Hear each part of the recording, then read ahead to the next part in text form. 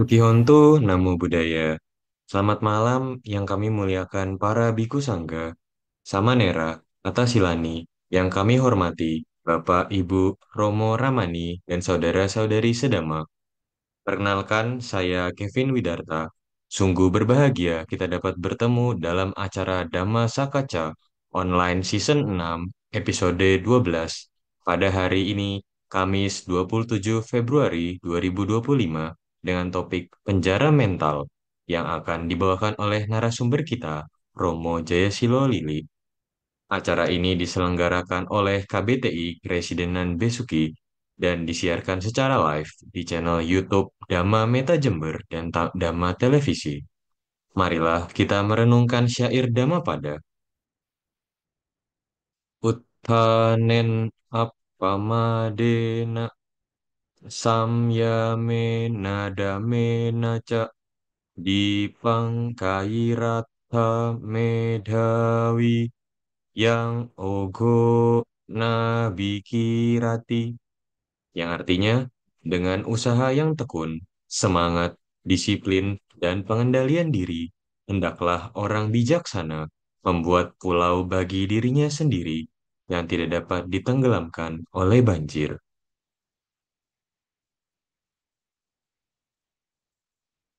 Sebelum kita memulai kegiatan Damasa Kaca Online pada malam hari ini, marilah kita membacakan nama Karapata bersama-sama.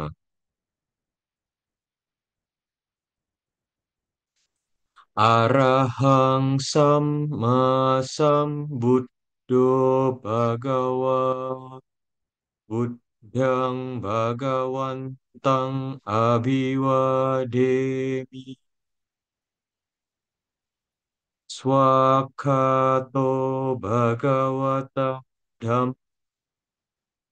Dhammang Namassami Supatipanno Bhagavato Sawaka Sangho Sanggang Namami.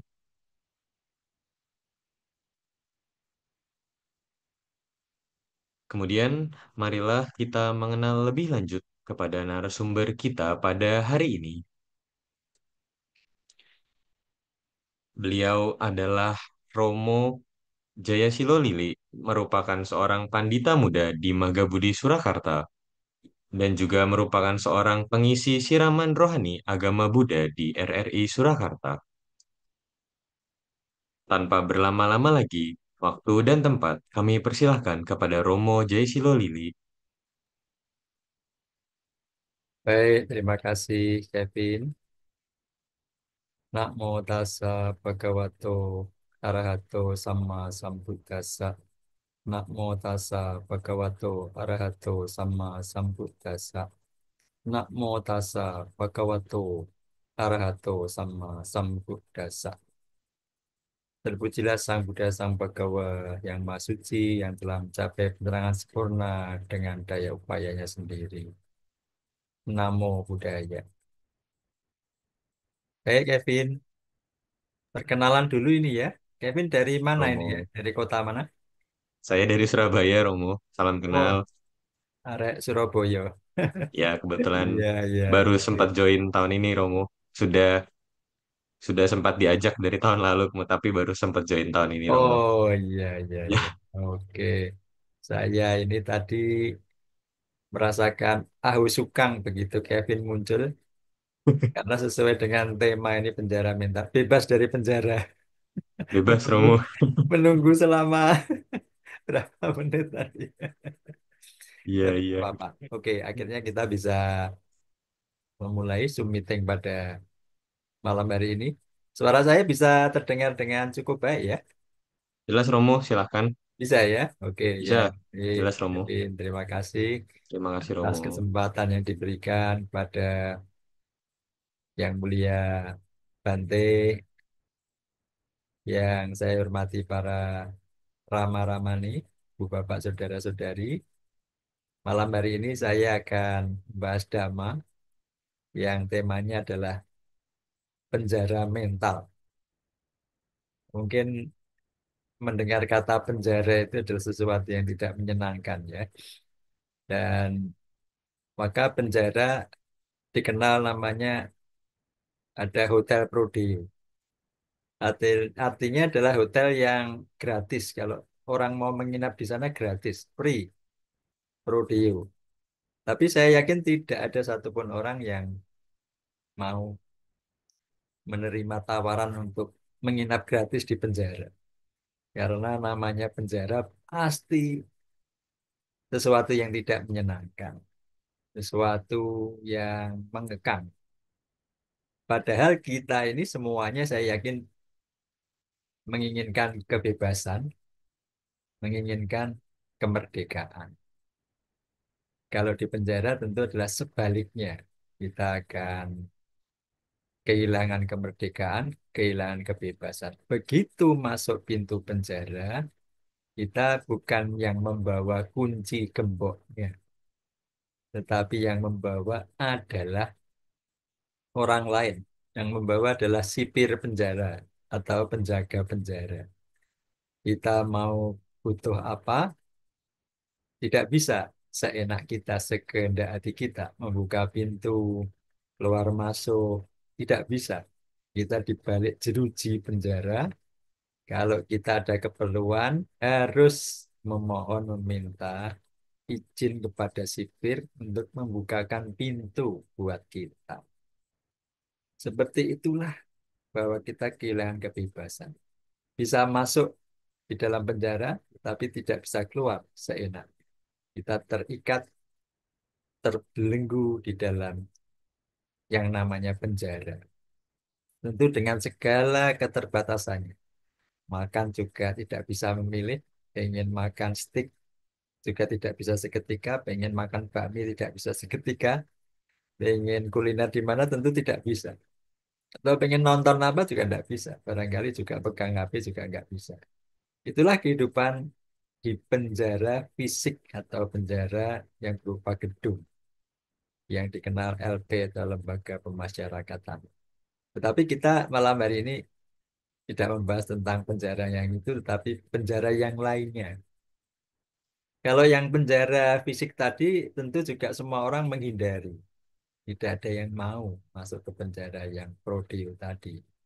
Tetapi kalau penjara yang satunya ini, penjara mental ini, barangkali kita semua ini terpenjara, tetapi tidak menyadari bahwa sesungguhnya kita di dalam penjara mental. Jadi yang terpenjara mental dengan yang dipenjara sungguh-sungguh di gedung tadi, jumlahnya banyak yang terpenjara secara mental. Karena yang terpenjara secara fisik tadi di gedung tidak sebanyak yang terpenjara mental. Karena yang mengalami penjara mental barangkali ya kita ini yang ikut hadir di Zoom meeting, bahkan hampir kita semuanya ini terpenjara mental kita. Karena apa? Karena keinginan-keinginan kita, karena nafsu keinginan kita, karena keakuan kita untuk memiliki, itulah yang menyebabkan kita terbelenggu mental kita, terpenjara mental kita, dan mengalami penderitaan. Maka untuk bisa merasakan atau menguraikan apa itu duka, maka kita harus mengenali penjara mental yang akan kita bahas pada malam hari ini. Mama Ramani, Ibu Bapak, dan saudara-saudari, kira-kira apa saja yang termasuk penjara mental? Yang pertama adalah penjara kehidupan. Bahwa kehidupan kita sendiri ini sebenarnya adalah penjara. Karena kita harus mengikuti secara alamiah kehidupan ini, apa yang dituntut oleh alam ini. Kita harus makan, kita harus minum, kita harus memerlukan obat-obatan, pendidikan, sekolah. Untuk memenuhi itu, kita harus berusaha. Kita harus punya uang dulu. Untuk dapat uang, kita harus berusaha. Antara lain adalah bekerja. Bisa banting tulang, bisa bekerja keras dari pagi sampai sore kalau yang kantoran 8 jam, terpenjara 8 jam, tidak bisa seenak kita untuk mau pergi kemana saja, tetapi selama 8 jam harus di dalam penjara, mengikuti aturan-aturan di kantor, di pabrik, dan di tempat kita berkarya atau bekerja. Kita harus berusaha karena harus mengikuti corak kehidupan atau irama kehidupan ini. Harus makan, harus minum, beli pakaian, beli obat-obatan. Maka itu adalah penjara kehidupan. Setelah itu juga kita begitu lahir kita harus bersekolah dari pagi hingga siang atau bahkan sore. Bahkan sekarang banyak sekali anak-anak terpenjara harus les ini, kursus musik, kursus nyanyi, kursus bahasa Inggris, bahasa Mandarin, komputer, menari, berolahraga, dan sebagainya. Dan penjara-penjara itu sesungguhnya penjara mental ini kita sendiri yang membuat, kita sendiri yang membangun penjara-penjara ini. Kemudian kita berumah tangga. Ketika waktunya berumah tangga itu penjara juga. Karena sesungguhnya kita hidup sendiri saja sudah istilahnya problema tidak habis-habis. Perkara tidak habis-habis. Maka di dalam pepatah Jawa ada yang bilang begini, tambah nyowo, tambah perkara. Kira-kira paham enggak ya Kevin? Tambah nyowo, tambah perkara. Kalau asli Surabaya masih paham ya. Bromo. Paham ya. Jadi Am. kalau kita berumah tangga, artinya kita punya istri atau suami, tambah satu nyawa. Satu nyawa tambah satu perkara. Yang biasanya kita memikirkan diri sendiri, kita harus memikirkan berbagi dengan pasangan kita. Setelah itu nanti kita harus punya anak. Anak satu artinya tambah perkara satu lagi. Tiga perkara. Anaknya dua, anaknya tiga, mungkin lebih tambah. Banyak perkara lagi. Tetapi karena mungkin umat Buddha menyadari bahwa kita ini tidak cari perkara, karena tambah nyawa, tambah perkara tadi, tambah duka, maka tidak usah, saya kira dikejar-kejar harus keluarga berencana, mungkin umat Buddha sudah rata-rata tidak berbanyak-banyak anaknya. Maka itu barangkali kerugian buat kita ya, hingga umat Buddha tidak bisa berkembang pesat. Sementara tetangga kita anaknya tiga, empat, lima, dan sebagainya. Itulah penjara kehidupan, bahwa kita harus berumah tangga, kita harus punya anak. Maka itu adalah tambah perkara, tambah penjara bagi kehidupan kita yang sudah kita pilih. Atau barangkali kita hanya mengikuti irama kehidupan. Oh iya harus menikah, harus punya pasangan, harus punya anak. Tetapi Sang Buddha sejak 2600 tahun lebih yang lalu sudah memberi pilihan pada kita. Bisa berumah tangga, bisa tidak berumah tangga. Maka kita bisa menjadi anggota sangha untuk tidak menambah perkara tadi ya. Itulah penjara yang pertama, bahwa kehidupan ini sesungguhnya adalah penjara. Kemudian ada penjara lagi, yaitu penjara naluri. Jadi kita ini mempunyai naluri yang pertama adalah naluri seksual. Itu tadi yang berkaitan tadi kita harus punya pasangan, harus bereproduksi, punya anak. Dipengaruhi oleh naluri seksual. Dengan naluri-naluri itu maka membuat penjara mental bagi kita. Kalau kita berlebihan tidak bisa mengendalikan nafsu birahi, nafsu seksual kita, nafsu untuk bereproduksi itu kan menjadi penjara tersendiri bagi mental kita. Ada lagi naluri untuk anak muda sekarang mungkin apa flexing ya, pamer, pamer harus punya tas brandnya harus seperti ini dan harus kelihatan di posting di media sosial. Jam tangannya harus mereknya ini, kacamatanya harus mereknya brand ini. Kemudian bajunya, mobilnya, motornya, rumahnya. Itulah penjara-penjara baru yang kita ciptakan sendiri. Penjara yang karena naluri kita, yang mengikuti naluri kita. Harus pamer, harus tadi mengikuti nafsu-nafsu ragawi kita. Maka itu menjadi penjara mental yang kedua. Selanjutnya adalah penjara mental yang ketiga, yaitu adalah berkaitan dengan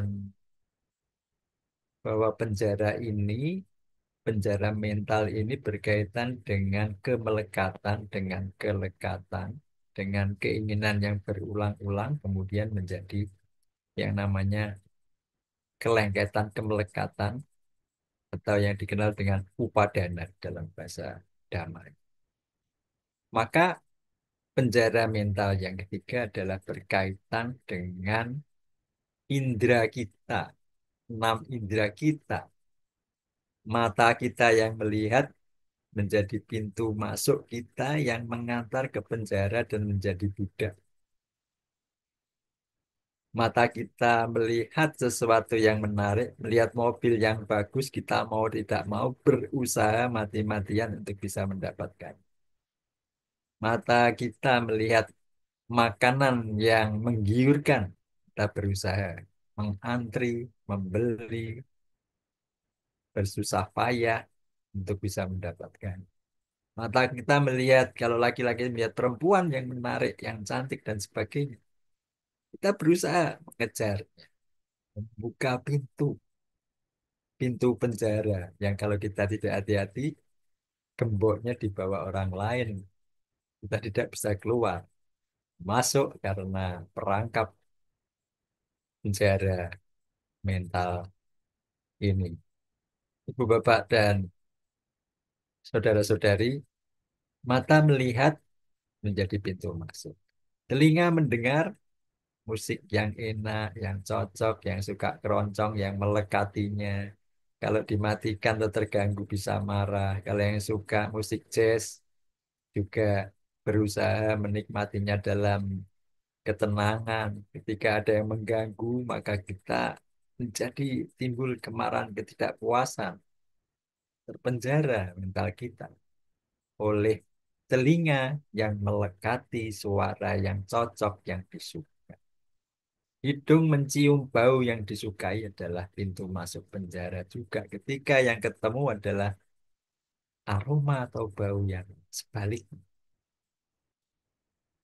Orang yang menyukai durian, buah durian, tentu menjadikan sesuatu yang membahagiakan ketika mendapat kiriman durian. Tapi bagi orang-orang yang mendapat kiriman durian, mungkin 3 atau 5 butir dan ditaruh di kamarnya sebagai hadiah, sebagai surprise.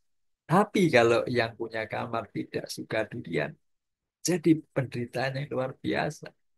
Hidung kita menjadi pintu masuk terpenjaranya mental kita karena menolak, menderita, tidak karena tidak sesuai, ketemu yang tidak sesuai, ketemu bau yang tidak sesuai.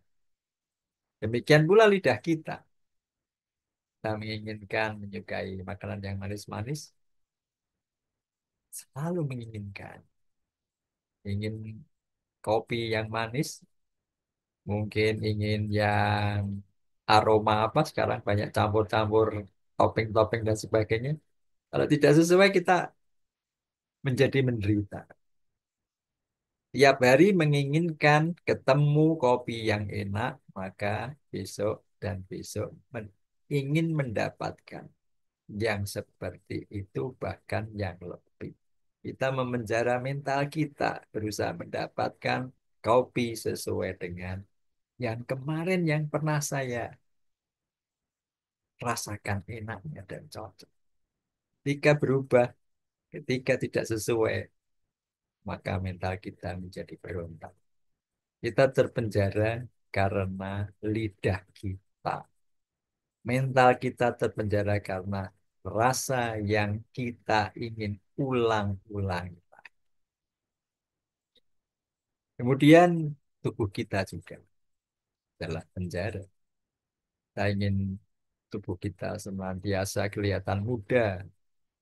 Kalau saya terpenjara, kalau ingin seperti muda seperti Kevin, rambutnya tebal kayak Kevin, kulitnya masih kencang kayak Kevin. Nah, maka itu jadi penjara yang luar biasa bagi saya. Tapi ketika saya menyadari bahwa, oh iya, rambut saya sudah tidak selebat Kevin, sudah mulai berkurang, sudah mulai dahinya lebih lebar, kemudian rambutnya sudah mulai memutih, kulitnya sudah mulai berkerut-kerut. Kalau saya menyadari seperti itu mungkin tidak terpenjara. Tetapi kalau saya tidak menyadari maka saya terpenjara mental saya. Ingin kencang terus barangkali kalau untung saya laki-laki ya. Kalau perempuan mungkin harus pergi ke salon, harus ditarik-tarik pipinya, kerut-kerutannya, harus bagaimana nambalnya seperti itu. Harus menyemir rambutnya dan sebagainya supaya kelihatan sesuai keinginannya. Maka itu jadi penjara tersendiri. Penjara mental oleh karena badan. Pamoramani Bapak Saudara juga Kevin kemudian adalah penjara lainnya.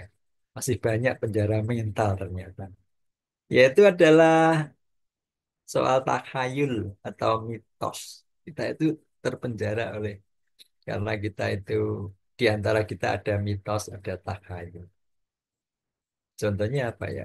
Contoh mungkin ketika kita menginap di hotel ketemu angka 13 kali begitu ya, bisa jadi nggak bisa tidur ya, atau di negara tertentu ketemu angka 4 nah gitu ya, di Tiongkok atau di tempat-tempat tertentu yang angka 4 mungkin artinya apa ya Kevin ya, si ya, si, sial atau Eh, kematian ya, Kematian Romo. kematian ya. Ya. Maka Hmm. eh, ketemu angka 4 barangkali nggak mau, atau mungkin di negara-negara tertentu memang nggak ada lift yang pakai tombol angka 4 kan begitu ya. Nah, mitos seperti itu memenjara kita, takut pada angka, khawatir pada angka, menghindari mati-matian pada angka tersebut, membuat penjara dalam mental kita, batin kita. Atau ada mitos mungkin pernah dengar Kevin, kalau orang sakit diopnam di rumah sakit jangan pulang hari Sabtu. Saya belum pernah dengar Romo kalau Belum itu. lah ya. Belum Ada pernah itu Romo. mitos di daerah saya ada tuh. Kalau pulang dari rumah sakit jangan di hari Sabtu karena nanti kembali lagi ke rumah sakit itu katanya. Itu Oke. mitos ya.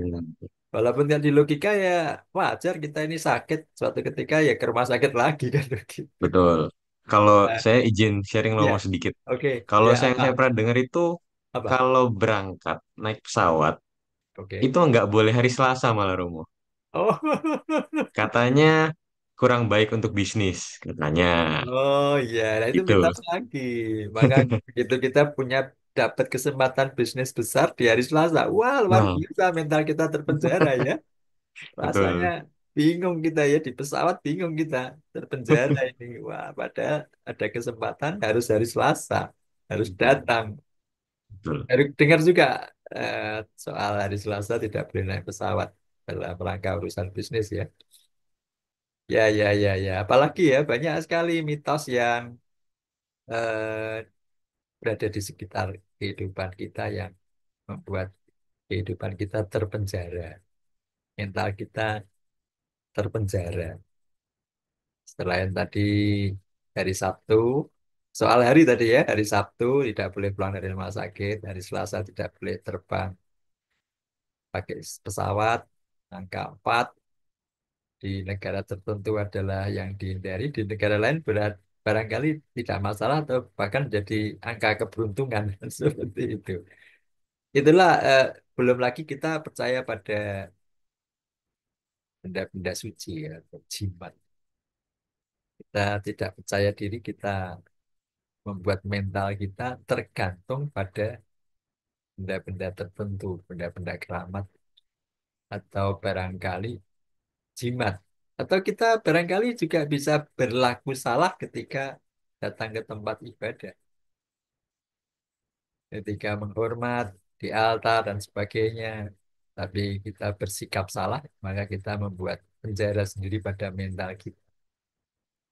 Itulah penjara terhadap mitos atau takhayul.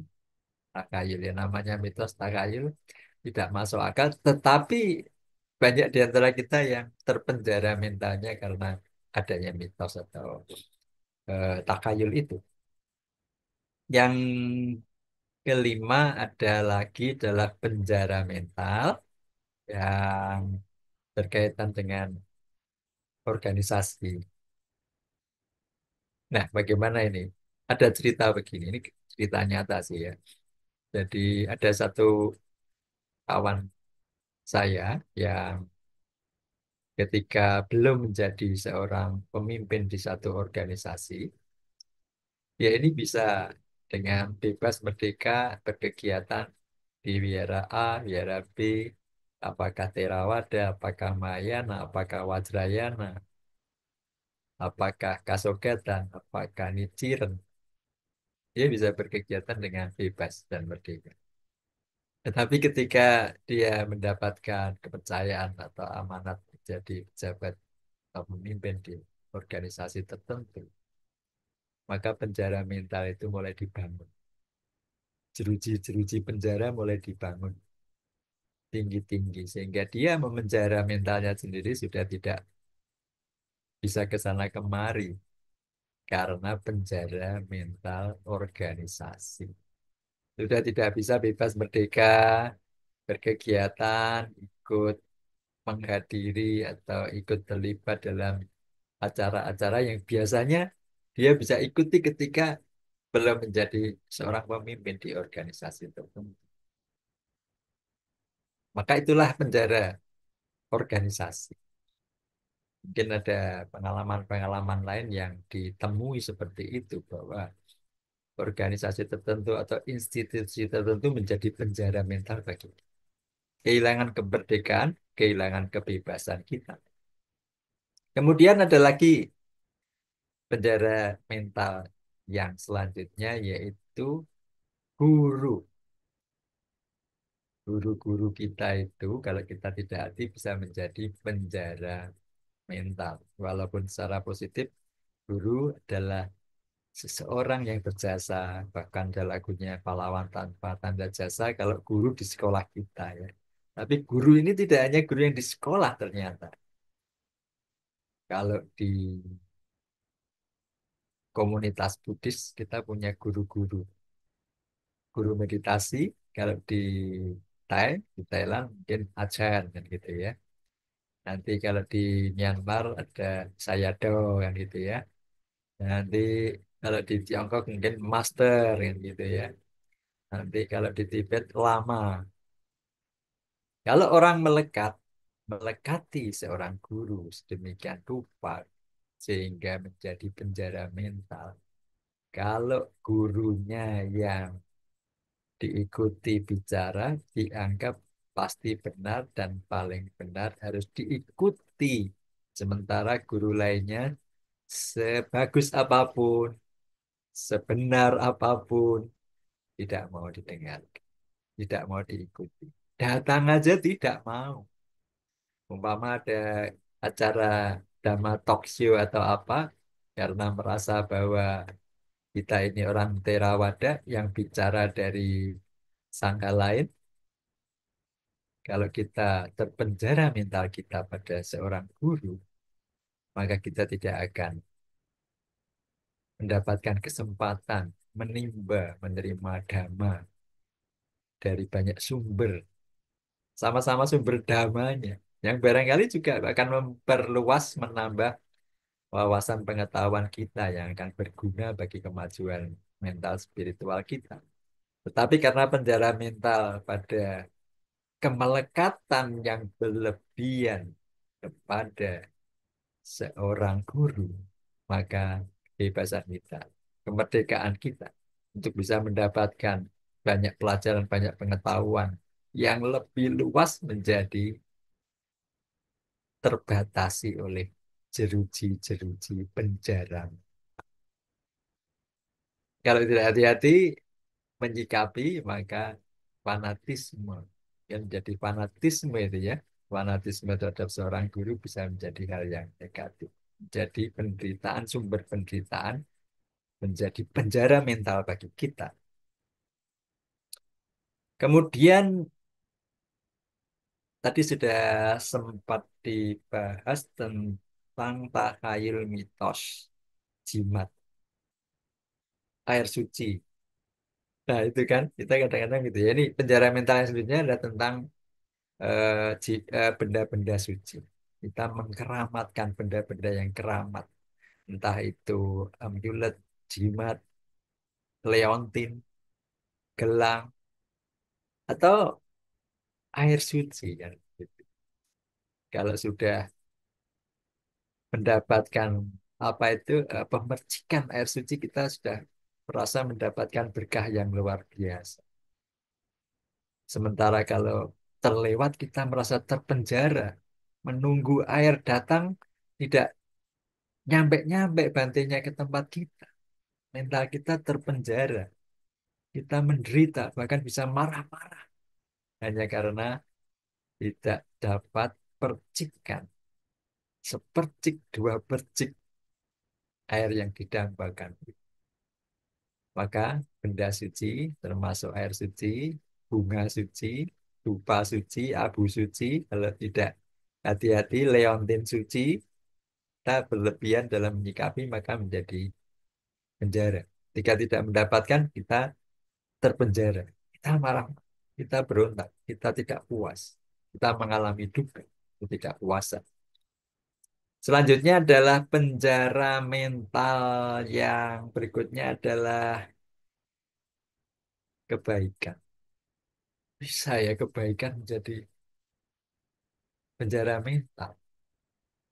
Bagaimana bisa kebaikan menjadi penjara mental? Ketika kita menjadi melekat kepada kebaikan itu sendiri, maka menjadi sumber penderitaan, menjadi penjara bagi kita. Kalau kita menjadi mabuk kebaikan, euforia yang berlebihan, sehingga ketika berbuat baik, oh ternyata dapat banyak pujian ya kalau berbuat baik.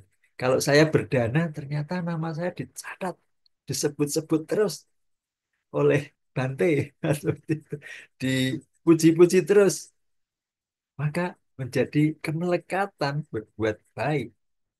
Berbuat baik karena didasari oleh niat yang tidak benar, maka menjadi penjara. Ketika berbuat baik, ketika berdana, ternyata terlewat tidak disebut namanya, menjadi menderita. Ternyata tidak dicatat, ditulis namanya, menjadi menderita. Menjadi penderitaan mental tersendiri, walaupun berbuat baik. Ketika kita ketagihan, ketika kita mabuk, sanjungan, pujian, ketika melakukan perbuatan baik. Kemudian penjara mental yang selanjutnya adalah mengenai pandangan atau diktik. Nah, ini kalau tidak hati-hati kita memang menjadi penjara mental ketika kita punya pandangan yang tidak tepat pada sesuatu. Atau ketika kita mempunyai atau mendapatkan atau memberikan stigma. Stigma itu ada dua sisi. Orang yang memberi stigma dan orang yang menerima stigma. Stigma adalah cap, label, penghakiman yang negatif pada seseorang. Orang yang mendapatkan stigma artinya orang itu dapat cap yang konotasinya negatif. Bagi orang yang menerima stigma itu atau korban stigma tentu adalah luar biasa penjara mental yang dialami. Kenapa mengalami itu tentu juga entah di kehidupan yang kemarin-kemarin pernah berbuat salah, melanggar etika, melanggar hukum, melanggar sila, maka stigma itu melekat. Oh, ayahnya itu penjudi.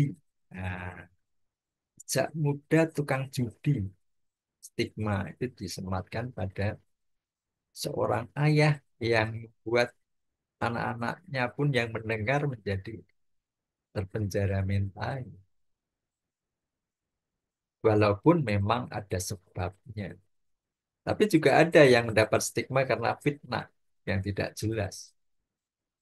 Barangkali mungkin buah dari karma buruk di kehidupan yang lampau. Pernah memfitnah sehingga kehidupan ini tanpa sebab yang jelas mendapatkan stigma negatif. Tetapi sebagai umat Buddha yang belajar Dhamma, kita tidak boleh memberikan stigma karena kita yakin bahwa orang itu bisa berubah. Di pepatah Jawa ada yang bilang, watuk iso diobati. Tahu lanjutannya enggak, Kevin? Watuk bisa diobati. Watak, Tidak bisa dong. iya ada yang bilang, watak ora iso diobati. Tetapi kalau kita menurut Dhamma, bahwa semua yang berkondisi adalah anicca. Semua bergeser, semua berubah. Dari orang membaca, orang berdiskusi Dhamma, mendengarkan Dhamma, mendengarkan nasihat, mengalami peristiwa-peristiwa yang menggugah sampai ke cita, maka seseorang bisa berubah watak. Maka kita tidak boleh memberikan stigma, cap, bahwa orang kalau jelek pasti jelek selamanya. Bahwa kalau orang baik, baik selamanya. Belum tentu. Orang baik bisa jadi berubah tidak baik. Orang tidak baik bisa berubah jadi baik. Maka sebagai orang yang memberikan stigma adalah sesuatu perbuatan yang tidak tepat atau karma buruk yang membuahkan buah yang tidak baik di kemudian hari. Maka sebagai umat Buddha, janganlah gampang memberikan stigma. Karena itu tadi dasarnya itu adalah hal yang buruk, karma buruk, benih yang tidak baik. Dan kita yakin seseorang itu bisa berubah, wataknya bisa diobati karena mungkin banyak belajar, mendengar, mengalami peristiwa tertentu, tergugah batinnya sampai ke cita sehingga bisa berubah. Itulah penjara tentang pandangan. Pandangan yang diyakini, yang kemudian berlebihan kita menyikapinya bisa menjadi penjara mental bagi kita. Kemudian ada penjara yang tipis-tipis sepertinya bukan penjara ya, tapi ternyata ya penjara juga. Ada penjara mental yang namanya adalah pemurnian. Pemurnian. Jadi ada orang-orang, mungkin di lingkungan biara juga ada, bahwa ada ritual-ritual atau upacara-upacara tertentu yang kalau kita mengikuti maka kita menjadi murni. Kita mengalami pemurnian, mengalami pensucian seperti itu. Maka itu adalah penjara mental yang luar biasa. Kalau sudah tadi terciprati oleh air, kita sudah merasa murni, sudah bersih, suci, banyak berkah. Atau kalau sudah, kalau orang Jawa istilahnya kungkum, atau berendam di sungai tertentu, atau di tempat tertentu, maka akan murni segala karma buruknya, keburukannya, kesialannya akan dimurnikan, akan hilang. Atau kalau sudah mengaku telah berbuat salah, maka akan mendapatkan pemurnian. Itulah penjara-penjara mental yang disebut pemurnian adalah penjara mental juga. Kemudian yang terakhir adalah berkaitan dengan carita. Walaupun carita ini sebetulnya berkaitan dengan eh, karakter seseorang, kemudian meditasinya itu bagaimana. Tidak apa-apa kita bahas juga tentang penjara mental ini ada korelasinya, bahwa Sang Buddha menggolongkan bahwa kita ini manusia ada enam ya, ada enam karakter watak.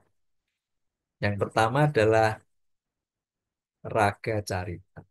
Jadi kita punya kecenderungan, orang yang punya kecenderungan ragawi. Yang tadi kaitannya gampang bernafsu kalau mata melihat, kalau laki-laki melihat perempuan, cantik, molek, matanya menyaksikan itu, langsung timbul pikiran-pikiran buruk. Lihat makanan, kalau sedang resepsi, apa namanya, prasmanan, ambil sendiri, standing partai, segala macam makanan diambil karena matanya tertarik. Matanya secara ragawi tertarik. Ditumpuk makanan semua yang ada di booth, di stand-stand ditumpuk semuanya di piring. Karena nafsu makannya, nafsu keinginannya yang berlebihan. Walaupun nantinya tidak kemakan dan mubazir. Itulah raga carita. Orang yang gampang bernafsu. Tayu nafsu seksual, nafsu yang lainnya, yang ragawi, yang senang-senang, senang bersenang-senang, senang kehidupan malam, senang dugem dan sebagainya. Maka kemudian dihubungkan dengan meditasinya apa? Kalau yang raga carita, yang memuja-muja fisik, memuja-muja rupa, memuja-muja raga. Meditasinya katanya adalah yang objeknya menjijikkan. Melihat mayat yang membengkak, mayat yang dikerubuti oleh apa itu, ulat-ulat itu kan ya, belatung ya, belatung, mayat yang membengkak meletus, dan kita pun terdiri dari banyak cairan-cairan yang menjijikkan. Objek itulah untuk mengurangi orang yang kecenderungan wataknya adalah bernafsu atau gampang bernafsu ke hal yang peragawi, yang dunia. Kemudian ada yang berkaitan dengan pemberian stigma tadi, itu adalah carita yang namanya adalah dosa carita. Gampang marah melihat, mata melihat, telinga mendengar yang tidak cocok sedikit, marah. Bau sedikit yang tidak cocok, marah. Hal-hal kecil jadikan hal-hal yang besar sebagai bahan kemarahan. Gampang mendendam, bermasalah sebentar, dendamnya bertahun-tahun. Itu yang orang yang dasarnya adalah kecenderungannya dosa carita. Meditasinya apa? Ya meta bawaan, karuna bawaan, mengembangkan cinta kasih di dalam batinnya sehingga kadar kebencian kemarahannya bisa berkurang karena mengisi batinnya dengan ucapan-ucapan cinta kasih. Semoga saya bahagia, bebas dari derita, bebas dari membenci dan dibenci, bebas dari menyakiti dan disakiti, bebas dari derita jasmani, bebas dari derita batin. Semoga saya dapat menjalani hidup ini dengan bahagia. Diulangi terus-menerus, diisi batinnya. Setelah merasa sejuk, setelah merasa tenang, cinta kasih sudah ada di dalam batin kita, maka saatnya kita bagikan, kita sebarkan pada orang lain. Kalau kita sering mengisi batin kita dengan kalimat yang makna cinta kasih tadi, meresapinya, maka sifat kebencian kita, kemarahan kita akan berkurang, bahkan bisa berubah menjadi orang yang lebih tenang. Yang selanjutnya adalah muacarita. Orang yang karakternya gampang dibully, gampang ditipu karena kecerdasannya kurang. Gampang percaya, gampang ditipu daya. Meditasinya apa? Ya anapanasati, supaya fokusnya baik. Kemudian ada lagi, adalah yang selanjutnya adalah carita tentang sada. Punya keyakinan yang kuat pada sesuatu. Mungkin kita, atau mungkin Kevin termasuk yang punya keyakinan kuat sehingga kalau ada dengar Bante datang di wihara, bergegas ke wihara, ikut berdana makan. Kemanapun Bante pergi ikut, apa yang dibilang Bante dituruti, diikuti dan berbahagia. semakin kuat keyakinannya. Itulah orang yang punya karakter sada carita. Karakternya adalah ya, keyakinan yang kuat. Maka apa meditasinya adalah bagi umat Buddha adalah merenungkan Buddha, Dhamma, dan Sangha. Buddha Nusati, Dhamma Nusati, Sangha Nusati. Sehingga keyakinannya semakin bertambah kuat. Dan keyakinannya baik atau benar. Jangan sampai keyakinannya justru menjadi penjara mental lagi. Karena yakin yang berlebihan, fanatisme, menghilangkan akal sehat kita, asal percaya, asal yakin, diberi janji-janji, yang surga-surga, yang enak-enak, percaya. Begitu saja. Maka itu keyakinan itu menjadi penjara mental kita. Ini sada carita, kalau tidak hati-hati, maka itu adalah pintu masuk. Jadi masuk ke penjara mental. Yang menjarakan mental kita menjadi terpenjara, terbelenggu, tidak bebas, tidak merdeka. Kemudian adalah orang yang punya budi carita. Orang yang cerdas karakternya. Ingin tahu, smart, pasiko. Ini tentu karakter yang baik ya. Barangkali Kevin punya karakter seperti itu. Sehingga selalu ingin bertanya, selalu ingin tahu, tidak gampang ditipu, tidak gampang diperdaya, karena memakai budi, akalnya, kebaikannya. Yang selanjutnya adalah witaka, cari. Nah, ini kebalikannya yang moha tadi, orang yang gampang ditipu, yang lamban, yang istilahnya mungkin agak kasar, tell me kan itu ya. Tell me, telat mikir gitu. Sehingga tidak gampang menangkap itu moha carita. Kalau yang kita carita ini kebalikannya, overthinking, suka berpikir, apapun dipikirkan. Hal-hal yang kecil jadi pemikiran. Problem di pekerjaan, di toko, di kantor dibawa sampai tidur, sampai malam. Tidak bisa tidur. Bahkan sampai mimpi pun masih mimpi problem di kantor. Karena karakternya over dalam berpikir. Apapun dipikirkan. Dengar apapun sedikit dipikirkan. Melihat apapun sedikit dipikirkan. Problem tetangga dipikirkan. Problem yang jauh-jauh, kawan yang jauh-jauh pun dipikirkan. Problem suami orang, istri orang, anak orang, semuanya dipikirkan. Anak orang mengeluh dipikirkan, tetangga dipikirkan, saudara dipikirkan, anak, semuanya dipikirkan. Tidak pada tempatnya, berlebihan dalam memikirkan. Maka itu yang dinamakan overthinking atau vitaka carita. Tentu menjadi penjara mental orang yang seperti itu.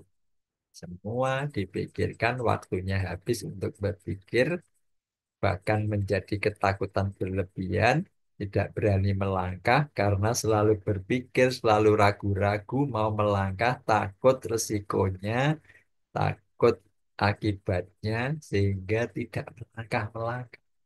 Padahal 1.000 langkah harus dimulai dengan satu langkah. Tapi orang yang overthinking, yang banyak berpikir, yang vitaka carita, melangkah satu langkah pun kadang-kadang tidak berani. Berpikirnya lebih banyak. Padahal memikirkan adalah lebih berat daripada mengerjakan. Kadang-kadang begitu ya, kita tuh banyak mikir, jangan-jangan nanti, jangan-jangan nanti. Padahal kalau kita kerjakan step by step juga akan berjalan dengan baik. Tidak ada masalah. Kevin, Romo Ramani, Ibu Pak, saudara-saudari, itulah ternyata banyak sekali penjara-penjara mental yang justru kita sendiri yang bangun penjara itu sendiri di mental kita.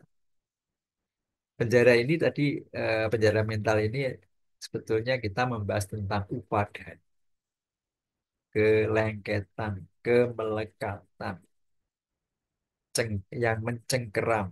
Semakin saya ingin memiliki, Semakin aku ini tinggi, semakin melekat, semakin kuat. Seperti perangko kalau ditempel dengan lem yang kuat, ditempelkan ke amplop. Kalau kita mau melepaskan, susah bahkan akan merobek amplop.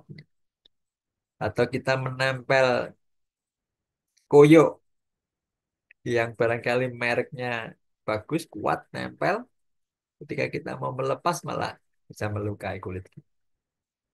Atau kita terkena lem yang mungkin merek tertentu, lem Alteco yang saya kenal. Karena kuat, cepat kering, lengketnya kuat, semakin kuat daya lekatnya, semakin susah kita melepaskannya dan bisa ketika lepas menimbulkan luka. Itulah betapa kita harus menyadari bahwa dunia ini berubah, semua yang berkondisi berubah, anicca, bergeser, tidak permanen, maka tidak ada satupun yang bisa kita lekati terus-menerus, kita cengkram, kita pegangi terus-menerus. Kalau kita punya pengetahuan itu, keterampilan itu, maka kita akan terbebas dari penjara mental yang kita bahas tadi. Dan tentu juga pengetahuan bahwa hidup ini tidak bisa memuaskan kita 100%. Dan bahwa hidup ini tidak semuanya bisa kita kendalikan 100%. Tidak semua keinginan kita 100% bisa persis terpenuhi, bahkan kadang-kadang meleset jauh. Kalau kita menyadari itu, menyadari anicca, dukkha, anatta, maka kita bisa memotong penjara mental, belenggu atau upadana, motong atau mencabut ke akar-akarnya. Supaya kita bisa mempunyai pengetahuan, pengalaman tentang anicca, dukkha, anatta, caranya bagaimana? Ya dengan meditasi, dengan vipassana, dengan anapanasati, melihat ke dalam batin kita, melatih pikiran kita, melatih mental kita, sehingga ketika jeruji-jeruji besi penjara akan memenjarakan mental kita sejak awal kita sudah menyadari. Karena ketika batin kita hening, jernih, bersih, maka kita akan lebih cepat, jelas melihat munculnya awal jeruji-jeruji penjara yang akan memenjarakan mental kita. Seperti air danau di tengah hutan yang sepi, yang sunyi, yang jernih. Kita bisa melihat dengan jelas apa yang ada di dasar danau itu. Ada ikan warna merah kelihatan, ada belut kelihatan, ada ular kelihatan, ada binatang-binatang beracun berduri kelihatan karena jernih air. Demikian pula batin kita, mental kita, pikiran kita ketika bermeditasi menjadi bersih dari kotoran batin, jadi jernih, sehingga ketika muncul apapun, sejak awal kita tahu munculnya, menyadari melihat berlangsungnya, dan menyadari melihat tenggelamnya. Sehingga yang namanya penjara mental tidak akan berhasil mendirikan jeruji-jerujinya memenjarakan mental kita. Kalau kita bisa memotong seawal, menyadari seawal dengan mengembangkan batin kita, dengan mengasah kebijaksanaan kita, dengan menyadari, memahami, terampil tentang anicca dukkha anatta, dan dengan memperkuat rajin berlatih meditasi. Sayangnya kita ini sering tidak konsisten, hangat-hangat tai ayam. Katanya begitu. Kadang-kadang semangat. Kalau kawannya banyak semangat. Kalau tidak ada kawannya tidak semangat. Tentunya meditasi itu kan untuk kita sendiri. Mau ada kawan, tidak ada kawan. Manfaatnya adalah untuk kita sendiri. Jangan tergantung orang lain untuk berpraktek meditasi. Supaya apa? Supaya kita bisa membebaskan diri, memotong belenggu upadana merobohkan jeruji-jeruji penjara mental. Kira-kira begitu, Kevin, pembahasan kita tentang tema topik hari ini yaitu penjara mental. Silakan waktu saya kembalikan kepada Kevin. Baik, Romo. Mungkin selanjutnya kita boleh tanya jawab atau ngobrol-ngobrol diskusi santai sebentar Ya, ya, Romo ya. boleh boleh ya, silakan. Ya, silakan. Gini, Romo. Saya tuh sempat baca kalau terkait dengan penjara mental itu ada juga yang hubungannya dengan dampak trauma dari masa lalu, Romo. Mungkin kejadian-kejadian yang tidak mengenakan di waktu masih kecil atau waktu hal sesuatu yang dia berdampak ke seseorang itu sangat membekas gitu, Romo. Nah, mungkin kalau di situ, kalau dari hal itu, apakah menurut Romo itu juga sebagai bisa dikategorikan sebagai penjara mental? Dan mungkin kalau memang iya, apakah tips, mungkin tips ya Romo, dari Romo terkait dengan kita sebagai Buddhis itu untuk menyikapinya Romo. Mungkin seperti itu Romo. Silahkan. Ya, terima kasih. Pertanyaan yang bagus.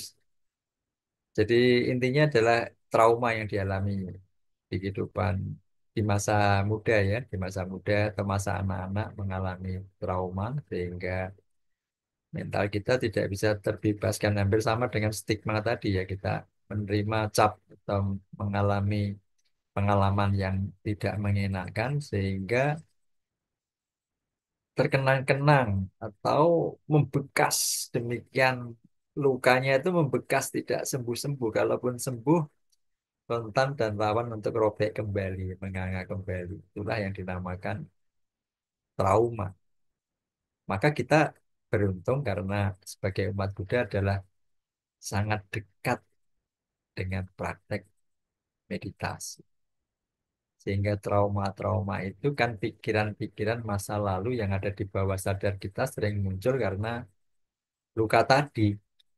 Maka caranya bagaimana? Mengarahkan pikiran kita. Karena Sang Buddha, Guru Agung kita, bahkan di Dhammapada ayat 1 dan 2, yang awal, yang membuka, menekankan pada kita, bahwa pikiran adalah pemimpin, pikiran adalah pelopor, pikiran adalah pembentuk. Artinya apa dengan trauma yang dialami? Maka keterampilan kita mengarahkan pikiran kita itulah kuncinya. Kalau kita bisa mengarahkan pikiran kita untuk menimpa memori-memori yang tidak baik, luka lama yang tidak mengenakan itu dengan pengalaman-pengalaman, dengan kegiatan-kegiatan, dengan perbuatan-perbuatan baik yang banyak, maka memori yang tidak baik itu akan tertimpa oleh kebaikan kegiatan kita di masa kini yang sangat banyak, harus sangat banyak. Kalau hanya biasa, kita harus yang luar biasa. Kalau hanya biasa, mungkin kadang-kadang masih muncul trauma-trauma itu. Meditasi, Kevin, adalah jawaban untuk bisa pikiran ini. Meditasi kan olah pikiran, olah mental. Supaya otot-otot badan kita kuat, kita olahraga, kita senam, yoga, dan sebagainya, lari, fitness. Tapi untuk otot-otot mental kita, pikiran kita kuat, maka kita harus olah mental kita, oleh pikir kita, yaitu dengan meditasi. Meditasi melatih pikiran kita supaya terlatih. Kalaupun ini trauma, maka kita harus segera move on. Jangan gamon, jangan gagal move on. Kita harus move on. Dengan melatih pikiran kita, maka kita akan dengan cepat mengetahui, oh, pikiran saya ini kembali ke kemarin, ke masa lalu, ke luka lama. Ayo segera kembali ke nafas. Ayo kembali kita mengamati nafas. Atau kalau vipassana, ayo kita segera mengamati langkah kita. Langkah kiri, langkah kanan, gerak tangan kita. Melihat anicca dukkha anatta, menyadari, oh trauma ini saya yakin akan hilang karena tidak ada satupun yang tidak berubah. Dan keyakinan itu kita akan bisa move on, bisa menutupi luka lama itu, trauma itu dengan melupakan karena tertimpa oleh memori-memori baru, pikiran-pikiran baru, pikiran-pikiran baik. Maka melangkahlah hari ini. Jangan tengok ke belakang. Here and now. Beradalah di sini. Beradalah saat ini. Jangan duduk di sini, pikirannya di sana atau di sono. Jangan di saat ini, tapi mikirnya masa lalu. Trauma kan kita terlalu banyak memikirkan masa lalu, walaupun itu bukan kehendak pikiran kita, keinginan kita. Karena lukanya sangat lebar sehingga gampang menganga. Tetapi dengan berlatih meditasi, kita akan membiasakan diri hidup di sini dan saat ini, here and now. Tidak di waktu yang lain, bukan di tempat yang lain. Kuncinya di pikiran dan mengarahkan pikiran adalah kepandaian, keterampilan umat Buddha. Sayangnya banyak yang menyia-nyiakan. Kira-kira begitu, Kevin. Tip Mungkin dan kalau bisa ya. saya simpulkan lebih ke mindfulnya ya Romo ya, malah ya. Iya, iya, kita harus sadar setiap saat, menyadari ketika pikiran kita tertarik, ditarik ke masa lalu, kita cepat-cepat menyadari, oh, pikiran, monyet, ini loncat kemana nih monyet? Pikiran monyet kita ini kan sering loncat ke sana kemari, ke masa lalu. Nah, yang trauma ini kan banyak loncatnya ke masa lalu, ke jauh-jauh. Baliknya juga jangan loncat ke masa depan terlalu jauh. Nanti jadi halusinasi, jadi banyak berfantasi, banyak overthinking. Maka orang meditasi sesungguhnya adalah menjalani hari ini, saat ini, di sini. Badan kita di sini, napas kita di sini, pikiran kita di sini. Badan kita saat ini, pikiran kita pun saat ini. Betul, mindful. Betul. Harus kita sering rutin mindful karena kita ini orang Jawa bilang sering ora eling lan waspodo. Maka elingo lan waspodo supaya bisa eling lan waspodo supaya bisa selalu sadar, selalu waspada. Ya harus dengan mindful berlatih meditasi. Romo. Nah, Romo, ini ada satu pertanyaan yang menarik dari penonton kita nih, Romo. Ya, Eh, beliau itu bertanya, ya. apakah meditasi termasuk penjara mental, Romo? Mungkin Romo butuh memperjelas nih, biar nggak salah persepsi atau salah paham nih. Oke, dari mana dulu ini yang tanya kalau boleh tahu? Dari Kalau YouTube, Romo. dari YouTube ada namanya enggak, dari asalnya dari mana? Enggak ada ya? Namanya Since Angkawijaya. Saya Oh kurang iya. tahu itu bapak atau ibu, mungkin saudara Oh ya iya, mungkin. baik-baik ya. Terima kasih pertanyaannya sangat tajam dan baik. Apakah meditasi termasuk penjara mental? Kalau dari Orian tadi, kita bermeditasi adalah cara kita, alat kita untuk memotong upadana, untuk memotong penjara mental. Kita adalah dengan meditasi. Tentu meditasi yang dibilang Kevin tadi, mindful atau meditasi samatha dengan anapanasati. Tapi ketika kita kan banyak sekali objek meditasi, bahkan meditasi yang bukan Buddhis banyak sekali. Kalau meditasi Buddhis kan arahnya sama, ya memotong loba dosa moha, mengurangi loba dosa moha, memotong upadana, memotong kemelekatan. Tetapi meditasi lain barangkali bisa jadi menjadi penjara, betul.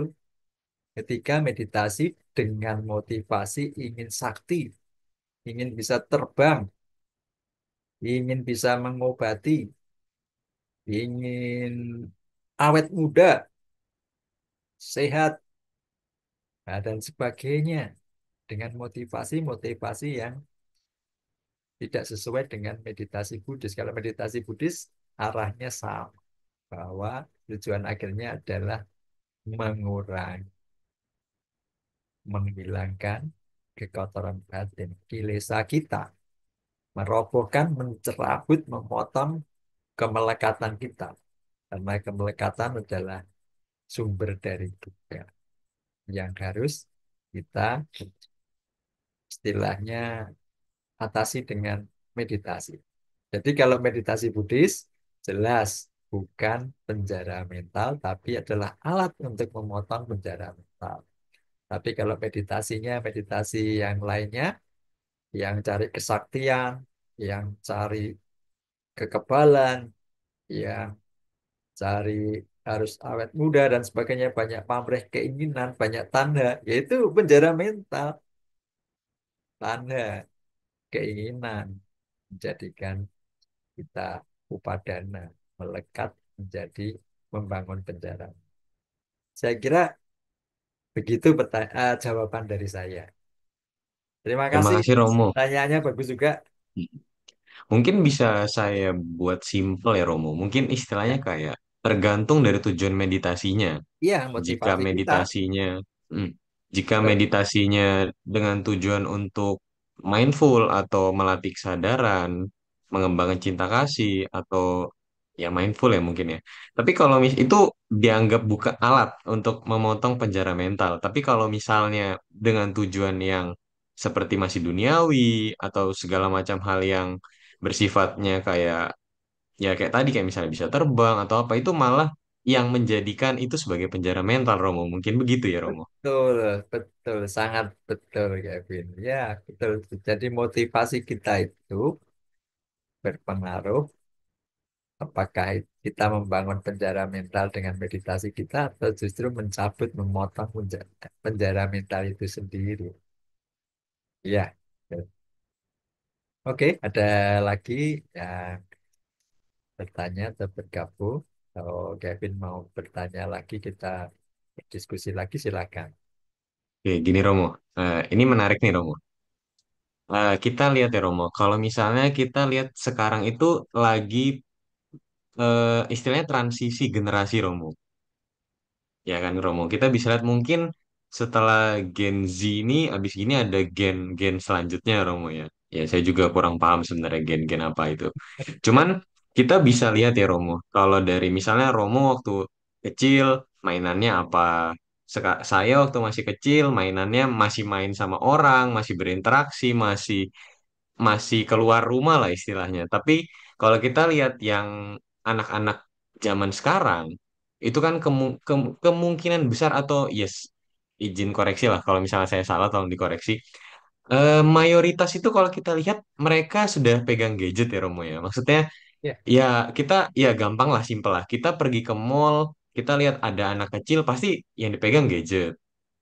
Nah, yang saya pengen tanya itu apakah dampak gadget itu nanti bisa menjadi penjara mentalnya Romo. Maksudnya gini, apa yang dia tonton, apa yang dia lihat, apa yang dia konsumsi dari gadget yang dia konsumsi setiap hari itu, apakah di kemudian hari itu bisa punya dampak yang cukup gede terkait dengan penjara mental itu Romo? Mungkin gitu Romo, simpelnya. Terima kasih Romo, silakan. ya, ya, ya. Ini topik yang harusnya termasuk di dalam bahasan tadi soal gadget.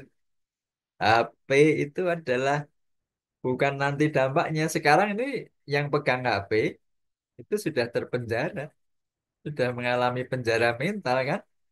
Kita pagi-pagi bangun tidur, kalau HP kita tidak di tempatnya, kita sudah terpenjara mental kita. Kita harus mencarinya, nomor satu. Tidur pun yang kita, benda terakhir barangkali yang kita sentuh adalah HP kita, gadget kita. Dan di HP kita ada berbagai macam penjara. Kalau anak-anak game online dan sebagainya. Apa enggak tahu? Kalau zaman dulu mungkin ada Dota atau apa, enggak tahu. Kalau dulu ada kalau enggak di HP dulu kan PS ya. Sekarang di HP lebih banyak ragamnya penjara-penjara berupa game. Betul yang Kevin bilang itu, setiap saat ada waktu luang nge-game, main game dari HP. Atau mungkin media sosial. Semua orang punya WA. Semua orang main, barangkali sebagian besar Instagram, Facebook, TikTok. Semuanya penjara itu kan.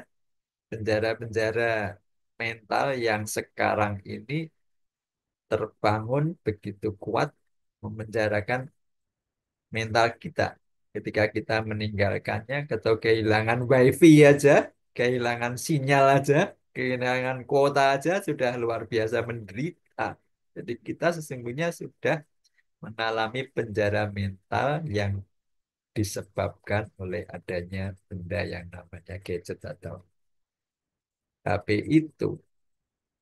Barangkali juga kita mencermati konsumsi eh, anak-anak sekolah untuk beli makanan yang menyehatkan barangkali berkurang di kelas-kelas menengah ke bawah. Mereka rela beli kuota, bukan untuk makan, bukan untuk jajan, tetapi untuk beli kuota asal bisa ngegame atau asal bisa bermain media media sosial, TikTok, Facebook, Insta, dan sebagainya, WA, dan sebagainya. Sudah penjara ya, Twin, ya. Tidak nanti-nanti, kita ini sudah merasakan langsung bahwa kita ini terpenjara. Bahkan sekat-sekat itu, jeruji-jeruji itu sangat jelas di depan mata kita. Bagaimana suami istri harusnya sangat dekat, tapi masing-masing membawa HP-nya, gadgetnya, berkomunikasi dengan orang yang jauh. Dan pasangannya dekat.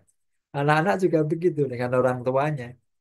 Berdekatan saat pergi ke rumah makan, rame-rame makan, tetapi bukan ngobrol berbincang-bincang tentang hubungan kekeluargaan, kekerabatan atau masalah-masalahnya, tetapi masing-masing memegang HP, memenjarakan mental mereka sendiri-sendiri, membuat sekat-sekat mereka sendiri, bahkan ke tempat-tempat yang jauh, entah dengan game atau berkomunikasi dengan yang lainnya. Tidak sesuai dengan prinsip meditasi di sini dan saat ini, tetapi di sini, tetapi pikirannya di tempat lain, di waktu yang lain, dan sebagainya.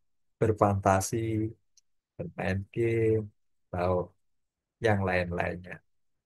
Begitu menarik apa yang kita alami ini memang serius itu ancaman yang serius. Maka kalau kita umat Buddha, anak muda Buddhis, ada kesempatan untuk belajar meditasi, artinya ketika belajar meditasi atau mengikuti retreat, entah one day mindfulness atau yang lebih banyak waktunya, Anda harus merelakan berpisah dengan HP-nya, dengan gadgetnya, dengan media sosialnya, dengan gamenya.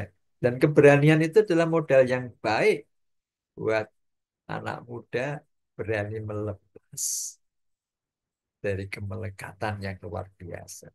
Tidak semua orang punya pengetahuan tentang pentingnya melepas. Bahwa melekat upadana adalah sumber akar dari penderitaan.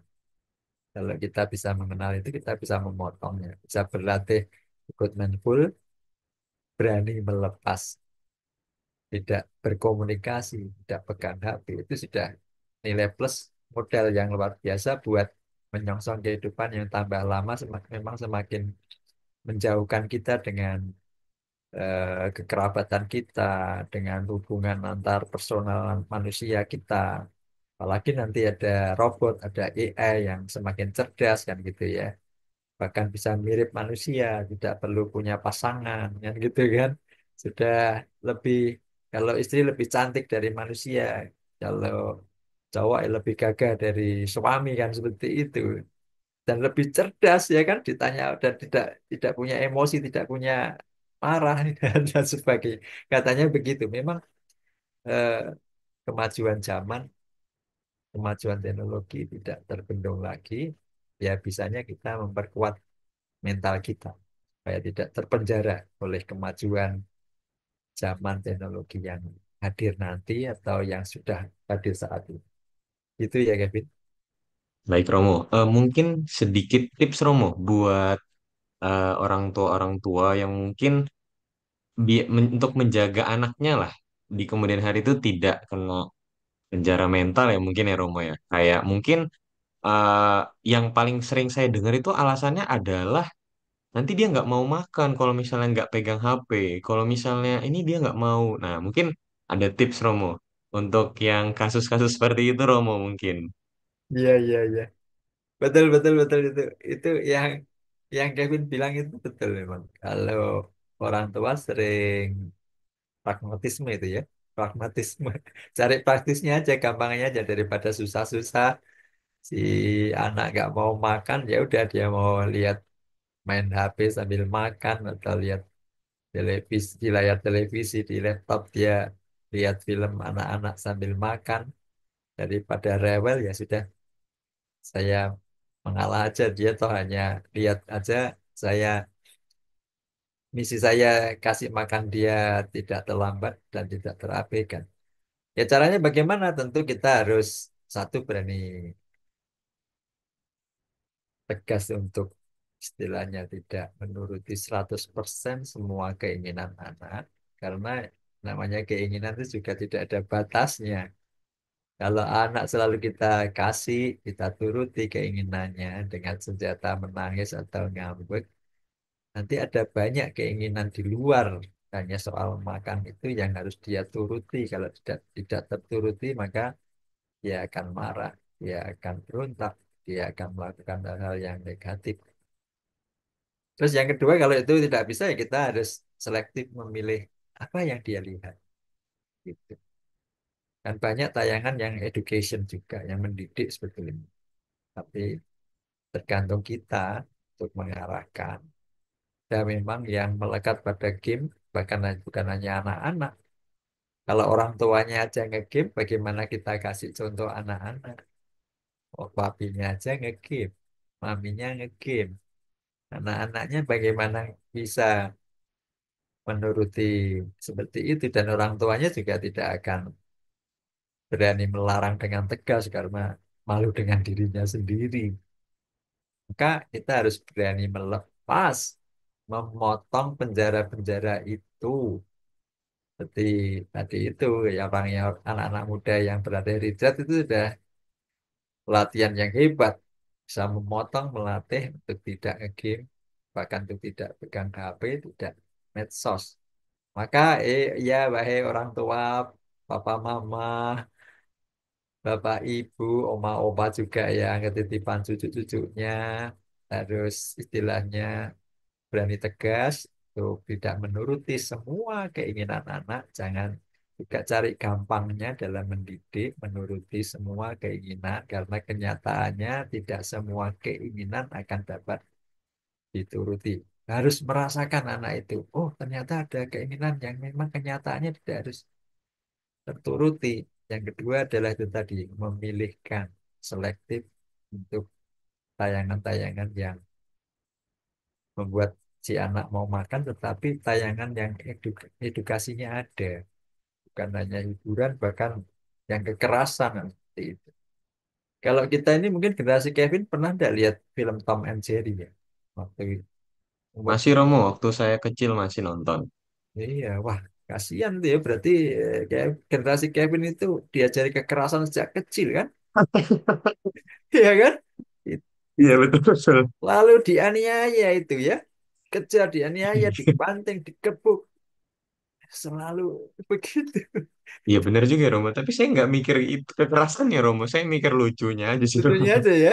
Iya, Lalu yang tidak sadar itu kan mengedukasi anak-anak untuk iya betul sih, menyakiti, terus betul. kemudian ketawa-ketawa gitu kan kalau Ya, yang korbannya tersakiti kan gitu, puas kan gitu ya. Ya, ternyata Kevin generasi yang waktu anak-anak lihat Tom and Jerry ya. iya betul Romo. Tiap generasi ada filmnya kan. Iya Yang betul. film hantu ada Casper kan, ada Ya, Scooby-Doo. Teletubbies juga Romo. Tapi sudah agak kekinian kan. Sudah agak kamu sudah gede. Mungkin Iya seperti betul. itu. Ya ya baik. Kalau sekarang apa filmnya ya? Film Itu kartun anak apa sekarang? Cocomelon Romo. Oh iya iya. Cocomelon betul ya. Ya. Oke oke. Ya apalagi ada jam berapa ini saya? Oh jam 9 kurang 5 menit. Oke kalau tidak ada kita akhiri atau masih ada, David? Baik Romo, sebentar ya Romo. Ya. Kevin kuliah di mana atau sudah kerja? Saya sudah kerja Romo kebetulan. Oh, di mana? Di ada ikut di yang Buddhist Association enggak YBA? Enggak, saya enggak kebetulan Oh, enggak. enggak ya. Ya, Enggak. Surabaya hebat. Ya, dulu cuma bantu wihara aja sih Romo Biaranya mana? di Eka Dharma Brawijaya. Loka. Di Enggak, saya di Eka Dharma Loka Romo di Eka timur. Dharma Loka. Oh Ya, iya, iya, iya. kebetulan sudah selesai, jadi mencari ladang menanam kebajikan lagi. Di sini Oh ada iya. Kuliah di mana dulu? di ITS saya Romo. Di ITS. ITS. Oh, Ya, Institut Teknologi Surabaya ya. Orang 10 IT. November Romo. Oh, Institut Teknologi 10 November S-nya ya. Ya, betul. Surabaya ya. Betul. Oh iya, kadang-kadang singkatannya seperti itu. Seperti kalau di Solo, saya kan di Solo. Ya, Tas negeri yang terkenal namanya UNS. Universitas Negeri Solo ya Romo ya. Iya, ternyata salah kan? Salah, Surakarta. salah juga. Nah, itu makanya itu singkatan yang salah tapi sudah jadi penjara mental. Nah, iya bener contoh real ya Romo ya. Singkatannya adalah Universitas 11 Maret. Gimana bisa jadi UNS? Oh, iya bener-bener. Harusnya Oh iya USM, iya iya. harusnya USM ya, Iya betul. Universitas 11 Maret Betul kan betul gitu betul kan? Romo. Nah, Betul. maka Kevin nggak keliru kalau logika UNS adalah Universitas Negeri Surakarta kan gitu. Ya. Ada Universitas Negeri Surakarta singkatannya karena kalah duluan dengan UNS singkatannya dia pakai UNSA. Ada Oke. swasta. Iya, Ya iya. itulah singkatan-singkatan itu kadang-kadang nggak jelas dulu. Tapi kalau UNS itu malah lambangnya seperti kepala sang Buddha itu kan. Oh, oke oke oke. Ya, ya, Romo sudah pernah ke Surabaya Romo? iya. Dulu anak saya kuliah di Surabaya di UC. Oh, oke Nah, oke oke. Jauh Romo magangnya kalau dari saya ke UC. magangnya ke Rohbili yang di YBI, tokoh YBI itu magang di. Oh, oke oke oke. Ya, Sekarang sudah kerja juga berarti Romo ya? sudah barusan 2 bulan. Dulu sih pernah membuat kalender Buddhis online Oh, bagus. buat di berdasar bukunya yang mulia Bante Jayamidu. Yes. Hmm, iya Kan iya iya. Bante bikin buku, anak saya bikin versi digitalnya. Sempat Wih, keren. buat presentasi di Jen Bimas Muda di Wah, Jakarta keren keren. bersama Bante Jayamidu waktu itu. Hmm, oke oke. Ya, begitu. Ya, senang pernah ke Surabaya juga. Ya Ya, nanti kapan-kapan kita ketemu dan ngobrol lah mungkin Romo ya boleh, kalau boleh, ada Kevin. kesempatan baik. Iya, kalau ke Solo juga boleh Siap, kontak-kontak. Oleh siap. ya, Solo kan baru jadi berita dengan segala positif negatifnya. Betul-betul Romo. Tergantung kita mau ngambil yang mana Romo ya, yang positif Iya, atau yang negatif ya Romo iya, ya. kita mau ikut penjara mental yang mana kan gitu. Iya, Geng Solo yang terlalu mana? terlalu positif juga nanti memunculkan penjara mental yang baru Romo ya. Iya, iya, makanya itu ya. Iya, baik. Kalau sudah tidak Mungkin ada, itu saja Romo. ya, Juga tidak ada pertanyaan lagi dari ya, rekan-rekan kita yang join di sini.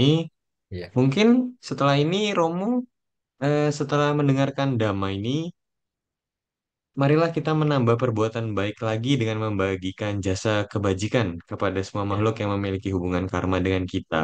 ya, baik. Mohon berkenan kepada Romo Jaisilo untuk memimpin pelimpahan jasa pada malam ini. Silahkan Romo. Ya, baik. Ya, terima kasih. Ya, oke. Namo tassa bhagavato arahato sama sambuddhassa. Namo tassa bhagavato arahato sama sambuddhassa. Namo tassa bhagavato arahato sama sambuddhassa.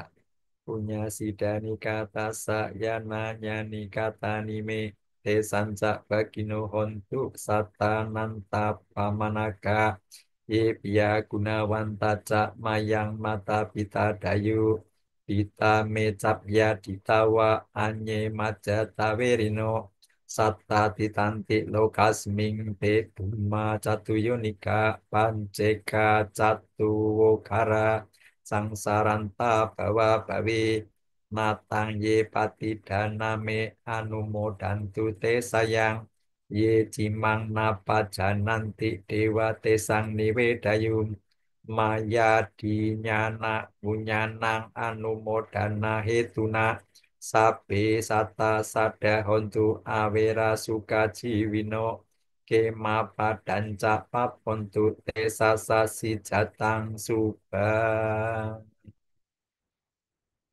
Sadu, sadu, Aduh. sadu. Romo Jaisilo mungkin mau memberikan closing statement sebelum kami tutup, Romo. Silahkan. Ya, baik. Romo Ramani, Ibu Bapak, Saudara-saudari. Ya, makasih ada yang hadir. Bapak Lim Tuan Lee ya. Ya, intinya adalah pesan saya pada tentu untuk diri saya juga, untuk kita semua, bahwa penjara mental itu ada membuka pintu.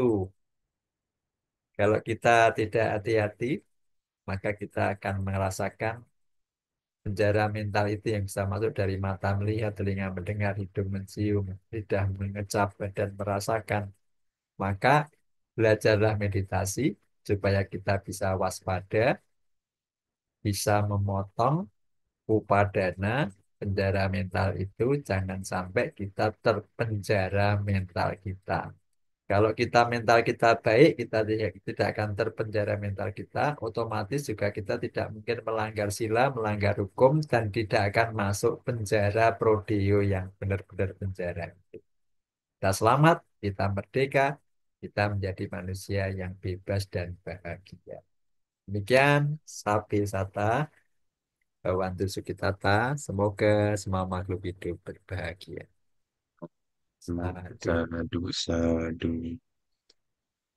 Baik, terima kasih. Anumodana, Romo, dari Ya, kami. Kevin, ya. Terima kasih, udah ya. Saya izin closing ya, Romo ya. Oke, ya, ya, oke. Saya mewakili keluarga besar KBTI Kresidenan Besuki mengucapkan anumodana kepada Romo Jaisilo Lili yang telah meluangkan waktu untuk memberikan sharing Dhamma pada malam ini kepada kita semua. Semoga karma baik yang dilakukan dapat berbuah di waktu dan kondisi yang diinginkan. Sebelum kita menutup kegiatan pada malam hari ini, marilah kita kembali membacakan nama Karapata kepada para hadirin dimohon untuk bersikap anjali. Arahang Samma Sambuddho Bhagawa Buddhang Bhagawantang Abhiwademi Swakato Bhagawata Dhammang Namassami Supatipanno Bhagavato Sawaka Sangho Sanggang Namami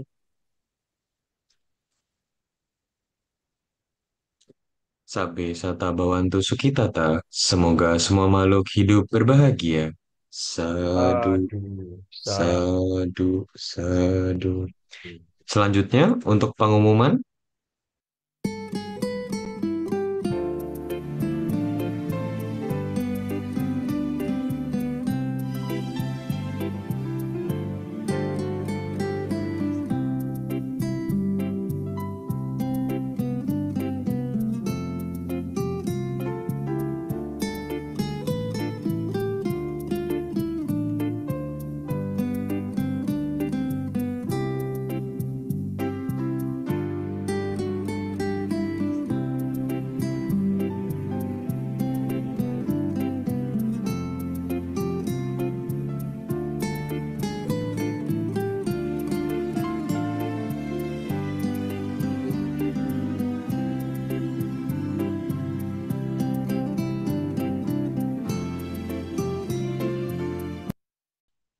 demikianlah rangkaian acara Damasakaca pada malam hari ini.